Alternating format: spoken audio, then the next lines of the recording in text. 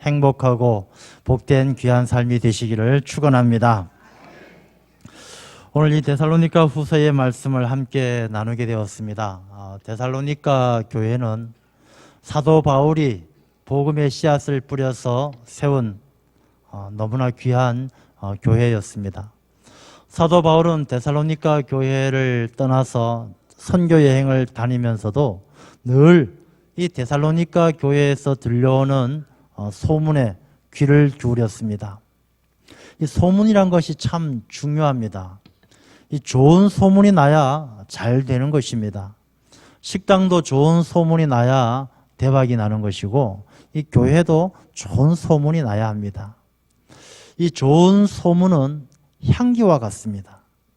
향기가 나면은 벌이 찾아오고 나비가 찾아와서 로얄 젤리 꿀을 만들게 되고, 이 달콤함으로 많은 사람들을 기쁘게 하는 그런 놀라운 일이 일어나는 것이죠. 그런데 좋은 소문이 아니라 나쁜 소문은 악취와 같습니다. 악취. 냄새가 나면 뭐가 날아듭니까? 파리가 날아들어요. 파리가 날아들고 벌레들이 꼬여서 이 파리와 벌레들이 병을 옮기고 전염병을 옮겨서 많은 사람들에게 고통을 주는 거예요.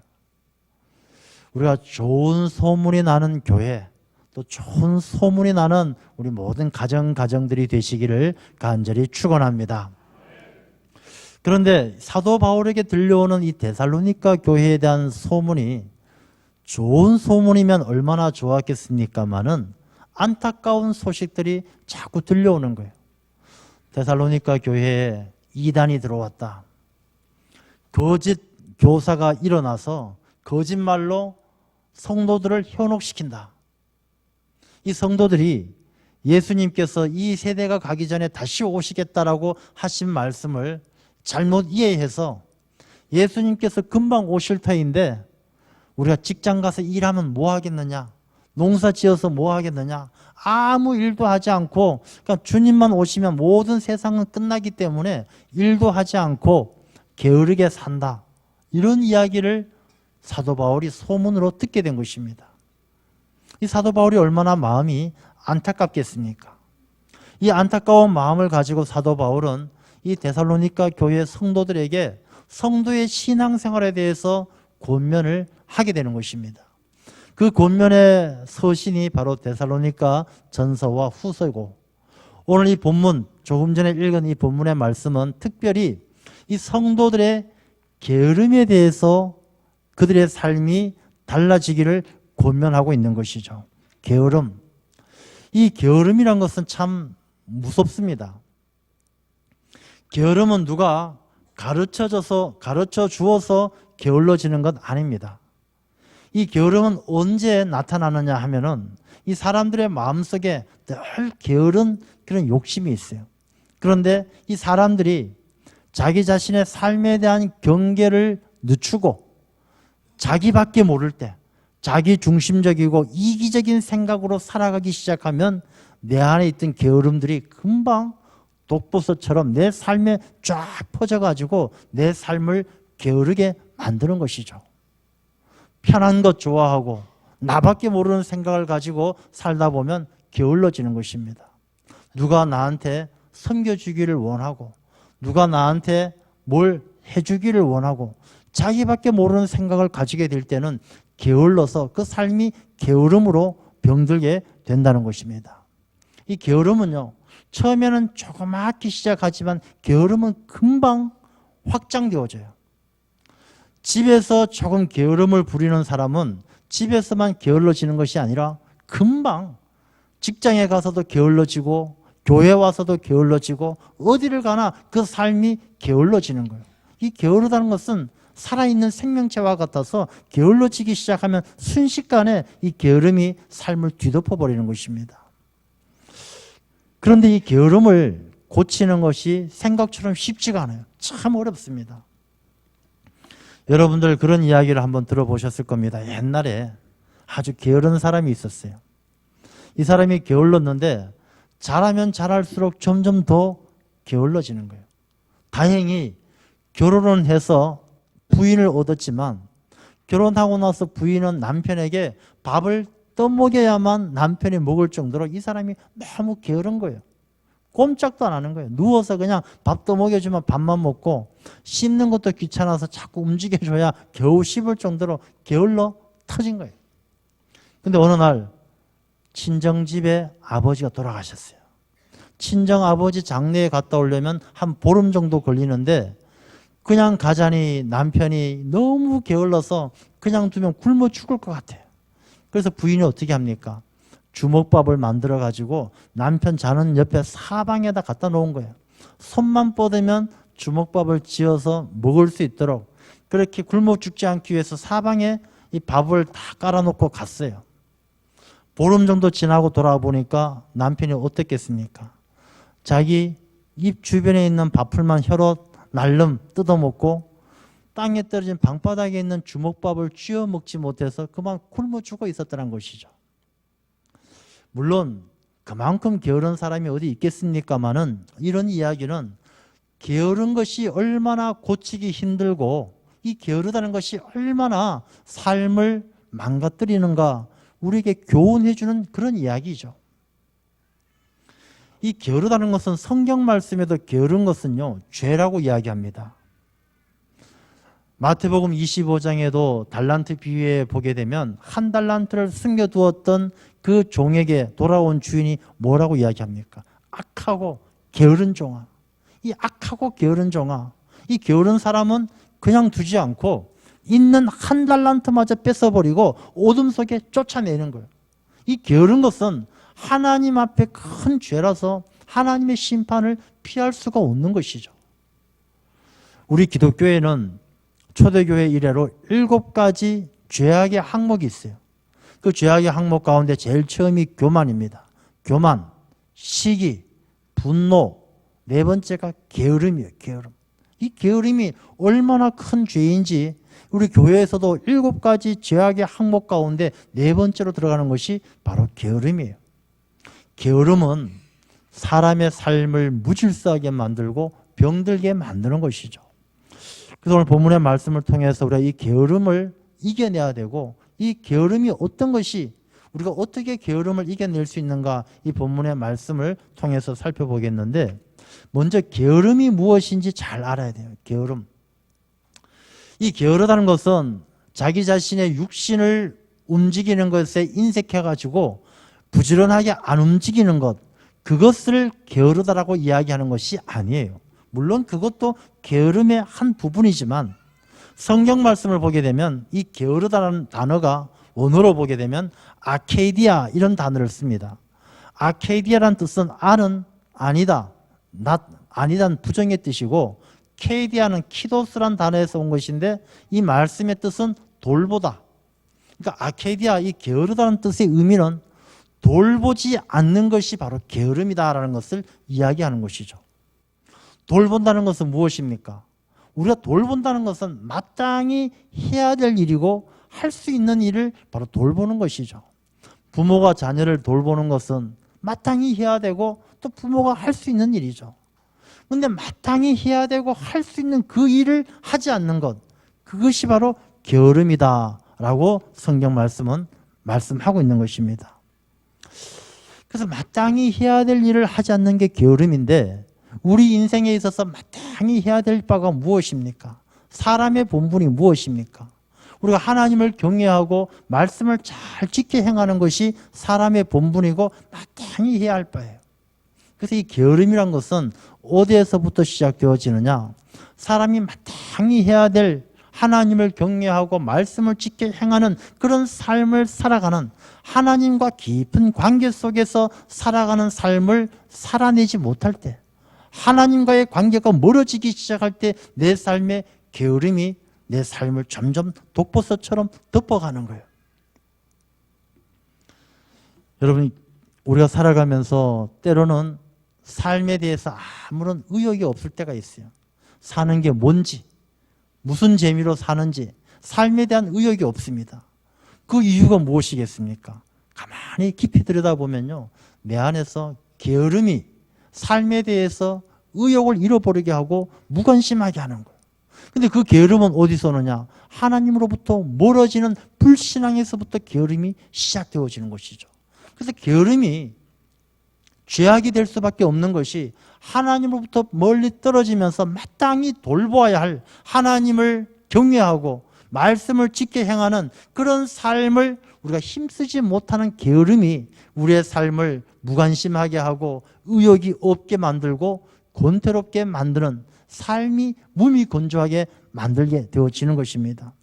그러므로 이 게으름은 우리가 참 경계해야 되는 것입니다. 이 게으름을 경계해야 되는데 이 게으름은 어느새 우리의 삶 속 깊이 스며들어 있어요. 우리가 열심히 일하지 않고 몸을 열심히 놀리지 않는 것이 게으름이 아니라 이 게으름은 이미 삶 속에 깊이 교묘하게 숨어져 있습니다. 몇 가지를 살펴보면요, 이런 게으름이 있습니다. 계획형 게으름이 있습니다. 이 계획형 게으름은 뭐냐 하면 게으름이 계획 속에 다 숨어 있어요. 우리가 어떤 일을 해야 되는데 그 일을 하기 위해서는 어떤 사람은 처음부터 열심히 계획을 짜는 거예요. 이 일을 하기 위해서는 뭐가 필요하고 언제 어떻게 하고 계획을 잔뜩 짜요. 근데 계획을 짜다 보면 계획대로 안 되지 않습니까? 그럼 중간에 계획이 바뀌면 바뀐 계획을 수정해서 또다시 그 뒤에 계획을 새롭게 바꿔서 계획을 열심히 짜고 준비를 잘해요. 근데 정작 해야 될 일은 놓치는 거예요. 이 계획대로 되지 않는다는 그 이유만으로 해내어야 되는 일들을 놓쳐버리는 것이죠. 계획은 열심히 세우는데 내용은 없고 해야 될 일을 하지 못하는 그것은 가만히 깊이 들여다보면 게으름이 계획 속에 숨어 있는 것입니다. 학생들이 그래요. 학생들이 기말고사를 앞두면 어떻게 합니까? 학생들 기말고사 앞두면 제일 먼저 하는 일이 시험 공부, 시간표, 계획표를 공부 준비 계획표를 짜는 거예요. 몇 시에 일어나서 뭘 하고 국어는 언제 하고 수학은 언제 하고 계획을 잔뜩 짜요. 근데 이 계획을 잘 지킵니까? 노는 시간은 잘 지켜요. 휴식 시간, 식사 시간은 잘 지키지만 이 계획대로 공부를 잘 해내지 못하는 것이 대부분이죠. 계획을 잘 세우는 것만으로 이미 자기 자신은 많은 일을 했다라고 생각을 하는 것입니다. 학생들 보고 공부하라 그러면 예, 부모님이 공부하라 그러면 예 하고 책상 치우는 데만 2시간 걸려요. 책상 깨끗하게 치워놓고 너무 힘드니까 한잠 자고 하겠습니다. 해야 될 공부는 하지 않고 계획을 세우고 준비하는 일에만 에너지를 다 쏟아버리는 것, 그것이 교묘하게 숨어져 있는 게으름의 한 형태란 것입니다. 우리가 해야 될 일이 무엇이겠습니까? 계획이란 것은 하나님께서 허락하지 아니하시면 아무런 의미가 없는 거예요. 우리가 계획하고 준비하는 일에만 에너지를 쏟고 열심을 내는 것이 아니라 정말로 우리가 본질적으로 해야 되는 그 일을 해내지 못한다면 그것은 교묘하게 숨겨진 또 하나의 게으름이다라는 것이죠. 또한 이런 게으름도 있습니다. 이 수동적인 게으름이 있어요. 자기 자신이 어떤 일을 해내지 못하는 것에 대해서 자기의 잘못, 자기의 게으름을 찾아내는 것이 아니라 늘 주변의 환경 탓을 하는 거예요. 내가 부모님으로부터 도움을 받지 못했기 때문에 이 일을 해내지 못했다라고. 자기 자신의 게으름을 교묘하게 주변의 환경에 전가해서 핑계를 대는 사람들이 많이 있죠. 어떤 하나님께서 맡겨주신 일을 감당해내어야 되는데 그 일을 감당하지 못했을 때 내가 돈이 없어서 못했다. 도와주는 사람이 없어서 못했다. 우리가 교묘하게 핑계거리를 찾는 그 가운데 숨겨진 게으름이 있다는 것이죠. 이렇게 게으른 사람들은요, 자꾸만 일들을 뒤로 미뤄요. 내일로 미루는 것입니다. 그런 이야기 한 번쯤 들어보셨을 것입니다. 마귀들이 모여서 회의를 했어요. 성도들이 신앙생활을 하는데 이 성도들의 신앙생활을 어떻게 하면 방해할 수 있을까? 마귀들이 계획을 세웠어요. 회의를 하는데 어떤 마귀가 이야기하는 것입니다. 다 죽여버립시다. 신앙생활하는 성도들 다 죽입시다. 이렇게 이야기하니까 마귀의 대장이 그렇게 이야기하죠. 아니다. 성도들은 죽는 순교를 최고로 생각하기 때문에, 순교를 영광으로 생각하기 때문에 소용없다. 감옥에 가둡시다. 예전에 바울과 실라를 감옥에 가두었더니 그 안에서 찬송하고 기도하고 전도해서 감옥이 한번 뒤집어진 적이 있다. 가두어도 소용없다. 한 마귀가 이야기하죠. 그러면 기도도 하고 찬송도 하고 예배도 다 하게 하는데 딱 하나 단서만 붙여서 내일부터 하게 합시다. 무조건 내일부터 하게 합시다. 그러니 마귀들이 야 좋은 생각이다. 만장일치로 이 마귀들이 계획을 세워가지고 모든 성도들의 마음속에 뿌린 씨앗이 바로 그것이란 것입니다. 성도들의 마음속에 내일부터 합시다. 이거 뭐 열심히 참 좋은 일인데 이거 요즘은 바쁘니까 내년부터 합시다. 내일부터 합시다. 이게 마귀가 성도들의 마음속에 심어준 게으름에 교묘하게 숨겨진 게으름이란 것입니다. 하나님으로부터 멀리 떨어뜨려 놓으려는 계략이란 것이죠. 그 다음에 이런 게으름도 있습니다. 착각형 게으름. 사람들은 굉장히 바빠요. 아마 여러분들도 굉장히 바빠요. 제가 이렇게 목회를 해보면 뭐 신방을 가려고 하거나 교육을 하려고 하거나 뭘 하려고 연락해서 언제 좀 모이죠, 뭐 하십시다 하면 다 바빠요. 굉장히 바빠요. 현대인들은 왜 그렇게 바쁜지 몰라요. 백수가 과로사 할 정도로 바빠요. 직업이 없어도 그렇게 바쁜 거예요. 근데 문제가 뭐냐? 하루 일과를 바쁘게 지나고 나서 저녁 때 돼서 하루 일과를 돌아보면 바쁘게 살았는데 내 삶에 만족할 만한 열매가 없다는 거예요. 내가 뭐 때문에 바쁘게 살았는지, 바쁘게 산 내 삶의 열매가 무엇인지 찾지를 못한다는 것입니다. 이것은 무엇을 이야기합니까? 우리가 바쁘긴 바쁜데 정말로 꼭 해야 될 삶의 우선순위를 놓치고 엉뚱한 일에 바쁘다는 것입니다. 자기가 즐겁고 재미있고 자기 노는 일에, 자기가 기쁜 일에, 거기에는 분주하고 바쁜데 정말로 내 인생을 돌아보면서 내 삶의 본분을 돌아볼 때 하나님을 경외하고 말씀을 지켜 행함으로 하나님을 기쁘게 하는 일, 내 삶의 풍성한 결실로 남는 그 일에는 바쁘지를 못했다는 것이죠. 그런데 자기 자신은 게으르지 않고 굉장히 바쁘게 살았다라고 착각을 하는 것이죠. 바쁘다고 착각하는 삶 속에 정말로 우리가 꼭 해야 될 본질을 놓치는 그 게으름이 숨겨져 있다는 것입니다. 그러니 우리가 내 자신의 삶을 깊이 돌아보면서 우리가 하나님 앞에 이 게으름은 죄악이고 이 게으름은 하나님 앞에 심판받게 될 일이기 때문에 내 안에 숨겨진 이 게으름들을 찾아내어서 게으름을 떨쳐버리고 우리가 성도의 삶을 바로 세워나가야 한다는 것입니다.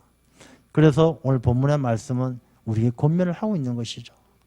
이 게으른 사람들은 삶이 무질서해져요.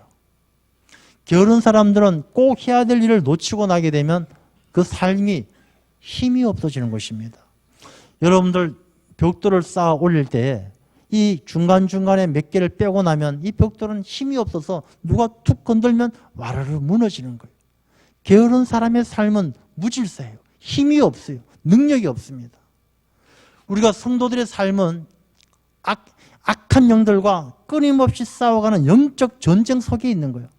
우리가 예수 그리스도의 군사로서 긴장감을 가지고 늘 영적 전쟁 속에서 살아가는데 이 게을러져서 무질서해져서 힘이 없어서 훈련되지 않으면 우리가 영적 전쟁에서 이길 수가 없다는 것이죠.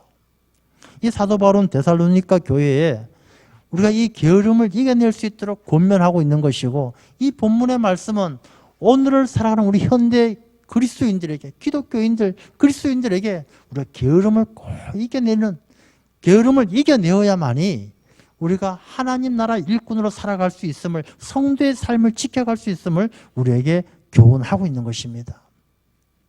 그렇다면 우리가 이 게으름을 이겨내기 위한 방법이 뭐가 있겠습니까? 매튜 폭스라는 신학자는 이렇게 이야기했습니다. 게으름을 이겨내기 위해서는 내가 부지런해지자 결단한다고 해서 게으름을 이겨낼 수 있는 것이 아닙니다. 이 게으름을 이겨내기 위해서는 내 안에 있는 불꽃을 발견해야 합니다. 이렇게 이야기했습니다. 이 불꽃이란 것이 무엇이냐? 이 매튜 폭스 신학자가 이야기하는 그 불꽃이란 것은 무엇이냐면 하나님께서 내 삶을 활활 태울 수 있도록 심어주신 그 소명. 여러분 우리 그리스도인들은요 하나님께서 다 부르실 때 어느 한 사람도 아무런 이유 없이 부르신 사람이 없어요. 다 나이가 많거나 적거나 건강하거나 아프거나 우리가 남자이거나 여자이거나 어느 한 사람도 하나님께서 부르실 때 이유 없이 부르신 사람은 아무도 없어요. 다 하나님께서 계획이 있으시고 하나님의 섭리하심이 있으시고 하나님께서 그 사람을 귀하게 쓰시기 위해서 불러주셨다는 거예요. 그런데 우리가 우리의 삶이 이 게으름 때문에 우리의 삶이 하나님을 영화롭게 하지 못하는 이유가 무엇이냐? 내 안에 있는 이 불꽃을 발견하지 못하는 거예요. 왜 하나님이 나를 부르셨는지, 내게 주신 소명이 무엇인지 알지 못할 때는 게으름에 짓눌리는 거예요. 뭘 해야 될지 모르겠고 뭘 해야 될지 어떻게 해야 될지 알지 못하는 거예요. 그러나 여러분, 내 안에 있는 하나님께서 나를 불러주신 그 하나님의 부르심의 이유를 발견하는 사람은 그 모든 게으름이 그 불꽃 가운데 활활 다 타버리는 거예요. 게으를 내야 게으를 수가 없는 거예요. 사도 바울을 보십시오. 자기 자신이 그 다메섹 도상에서 예수님을 만나고 나서 자기 자신을 불러주신 예수님의 음성을 듣고 자기를 부르신 그 주님의 뜻이 무엇인지 알았을 때 자기가 예수 그리스도의 종된 그 사실을 자기 자신의 소명을 알았을 때 사도 바울의 삶은요 게으를 새가 없는 거예요. 어디 가서 맞아 죽을 뻔해도 어디 가서 뭐 강도를 만나고 폭풍 속에 죽을 뻔해도 잠시도 쉬지 않고 자기 자신의 모든 게으름을 다 불태워버리고 오직 하나님의 영광만을 위해서 하나님을 경외하고 하나님의 나라를 위해서 죽기까지 헌신하지 않습니까? 우리 성도의 삶은 이 게으름을 이겨내기 위해서는 하나님께서 나를 불러주신 그 소명을 발견하고 그 불러주신 하나님의 섭리하심에 순종할 때 우리 모든 삶의 게으름을 이겨내고 하나님을 영화롭게 할 줄로 믿습니다. 신앙생활할 때 자기 자신의 불러주신 하나님께서 내게 주신 소명이 무엇인지 모른다면 늘 게으르고 답답한 삶을 살 수밖에 없는 것입니다. 사무엘이 어렸지만 성전에서 기도할 때 하나님께서 사무엘아 사무엘아 부르시고 사무엘을 위대한 선지자로 세워주셨어요. 여러분, 우리가 이 시대를 살아갈 때 하나님 앞에 무릎 꿇고 기도하면서 나를 불러주신 하나님의 뜻이 어디에 있는지 하나님의 뜻에 순종해서 내 삶을 온전히 내어드릴 때 죽도록 충성할 때 우리가 게으름을 이기고 하나님 나라 큰 일꾼 되실 줄로 믿습니다. 또한 우리가 이 게으름을 이기려면요 내 안에 사랑이 넘쳐나야 됩니다. 사랑을 하면은 이 게으름을 이길 수가 있습니다. 부모가 자녀를 사랑하게 되면 물불을 가리지 않고 어떤 일도 두려워하지 않고 심지어 목숨까지도 내걸고 자녀들을 위해서 다 감당해내는 것이죠. 그 이유가 무엇이겠습니까? 자녀를 너무 사랑하기 때문에. 이 사랑이 있으면은 생명까지 내어주는 거예요. 예수님께서 이 세상을 너무 사랑하셨기 때문에 하나님의 뜻에 순종해서 생명까지 내어주시는 거예요. 사랑은 게으름을 다 물리치는 것입니다. 그런데 이 사랑을 포기하게 되면 게으름이 도둑같이 찾아오는 거예요. 사무엘상 말씀을 보게 되면 엘리 제사장의 이야기가 나와요. 엘리 제사장 아들이 홈리와 비느하스인데 이 홈리와 비느하스가 얼마나 망나니입니까? 하나님 앞에 드려져야 될 재물을 가로채고 여인을 욕보이고 하나님을 망령되이 일컫고 그야말로 하나님 앞에 한없는 망나니예요. 엘리 제사장이 정말로 그 두 아들을 사랑했다라면 그 아들을 그냥 두어서는 안 되겠죠. 붙들고 눈물을 흘리든지 몽둥이로 두드려 패든지 어떻게든 그 아들을 사랑한다라면 그 아들이 하나님의 심판을 받지 않도록 사랑한다라면 그들을 살려야 되지 않겠습니까? 근데 엘리 제사장은 어떻게 해요? 포기하는 거예요. 자녀들을 하나님 앞에 바로 세우기를 포기하는 거예요. 이 포기하니까 어떻게 돼요? 두 아들은 하나님의 심판 앞에 죽게 되고 이 엘리 제사장도 나중에 성전 문 앞에 앉아있다가 의자에 앉아있다가 법궤가 빼앗겼다는 소리에 떨어져서 죽게 되지 않습니까?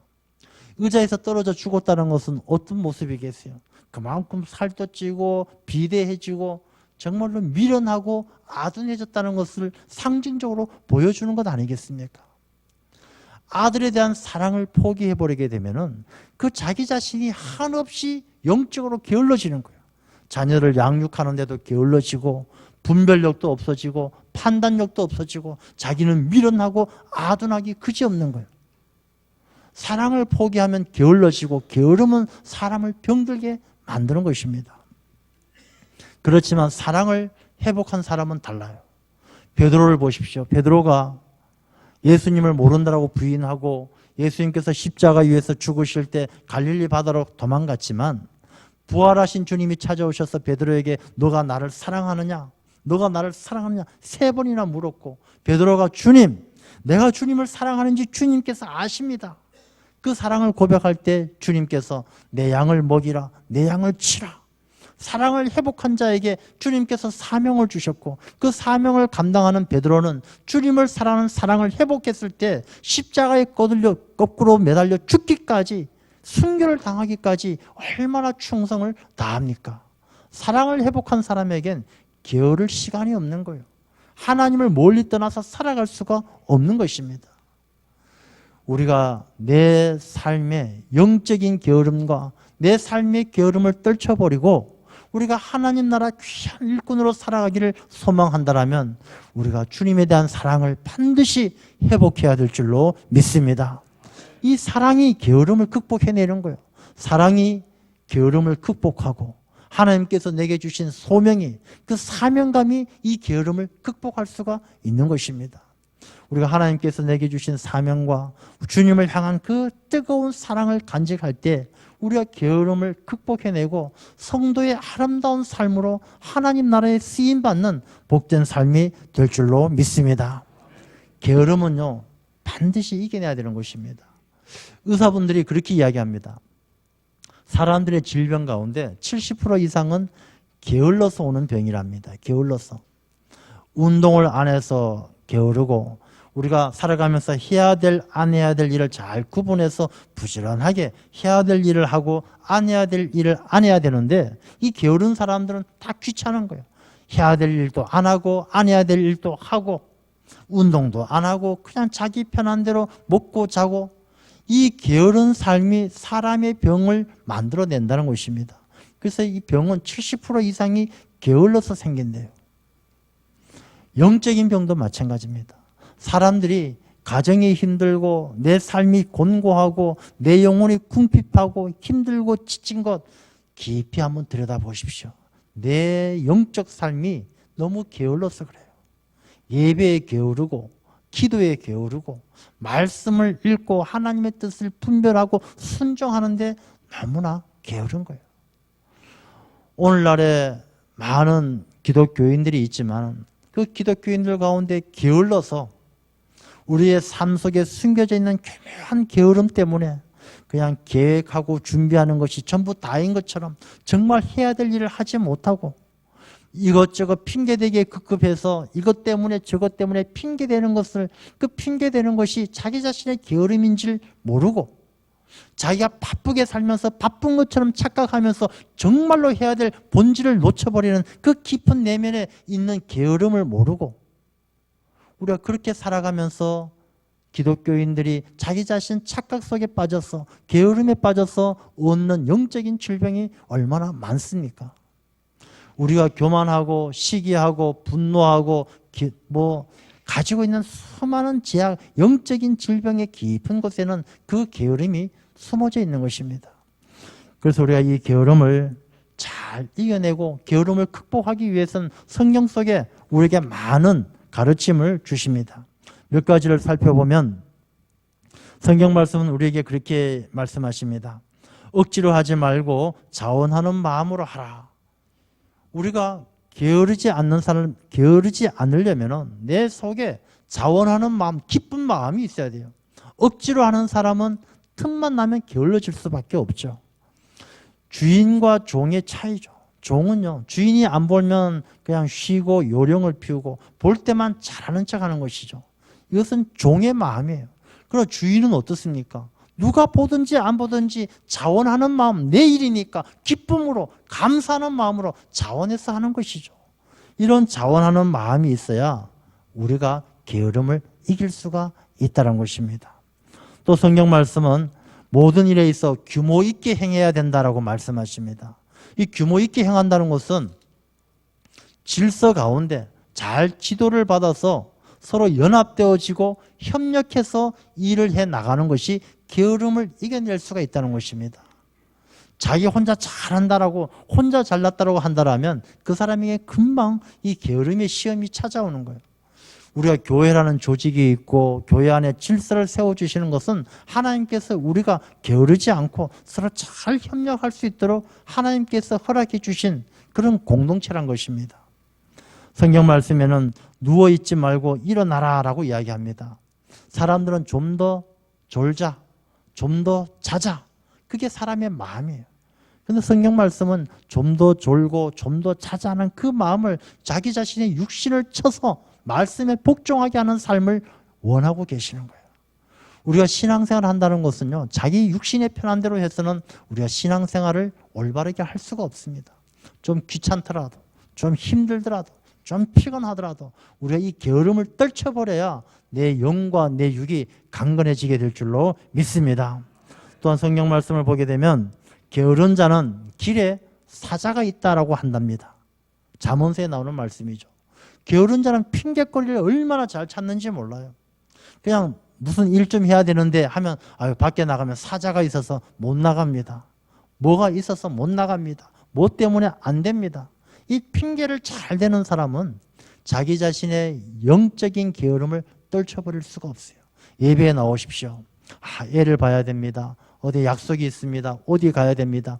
번개같이 찾아오는 핑계거리가 하나님 앞에 드려지는 예배보다 우선순위에 자리한다면 그 사람의 심령은 그 게으름에서 벗어날 수가 없는 것이죠. 또한 성경 말씀은 게으른 자는 손을 그릇에 넣고도 입에 올리기를 괴로워한다라고 말씀하십니다. 이 게으른 자들은 무슨 일을 하더라도 끝까지 하는 것을 잘하지 못하는 거예요. 그러니까 하는 척만 하다가 중간에 포기하고 만다는 것입니다. 우리 성도들은 신앙생활도 마찬가지고 어디서든지 정말로 본이 되는 삶, 끝까지 게으름을 떨치고 감당해낼 수 있는 그런 삶을 살아가야 되는 것이죠. 또한 성경 말씀은 게으른 자는 마음으로 원하여도 얻지 못하지만 부지런한 자는 마음의 풍족함을 얻게 된다. 마음만 가지고 간절히 원하는 것, 그것으로 안 된다는 것입니다. 그것은 게으른 자는 마음뿐이지만 정말로 영적으로 부지런한 자, 기도하고 말씀에 힘쓰고 예배에 힘쓰고 영적으로 부지런한 자는 그 마음의 소원을 하나님께서 다 이루어 주셔서 풍족하게 해주신다는 거예요. 우리 성도의 삶은 게으름을 이겨내고 우리가 영과 육의 강건함을 지켜가는 그런 영적 근면함이 있어야 될 줄로 믿습니다. 이 본문의 말씀은 그 말씀을 간절하게 권면하는 거예요. 그리고 마지막 15절 말씀을 보면 그러나 원수와 같이 생각하지 말고 형제같이 권면하여라. 이 불순종하고 게으른 사람을 원수처럼 대하지는 말고, 교회 안에 많은 불순종하고 게으른 사람들이 있죠. 요리조리 요령만 피우고 요리조리 빠져나가는 사람들, 게으른 사람들 있지만 그들을 원수같이 대하지 말고 형제같이 권면해서 사랑하는 마음으로 사명감을 가지고 잘 권면해서 이 데살로니가 교회가 정말로 좋은 소문이 나는 그런 건강한 교회를 이루어 가기를 바라는 그 말씀이 오늘 우리 당일교회 주시는 말씀인 줄로 믿습니다. 우리 교회도 정말로 이 게으름, 영적인 게으름을 떨쳐버리고 우리가 하나님의 말씀에 순종해서 하나님을 영화롭게 하고 경외하고 말씀을 잘 지켜 행하는 그런 순종의 부지런함으로 좋은 소문이 나서 우리 이 교회 안에 많은 사람들이 찾아오고 하나님의 나라가 이루어지는, 또 복음을 전하는 우리 귀한 공동체가 되어야 할 줄로 믿습니다. 기도하겠습니다.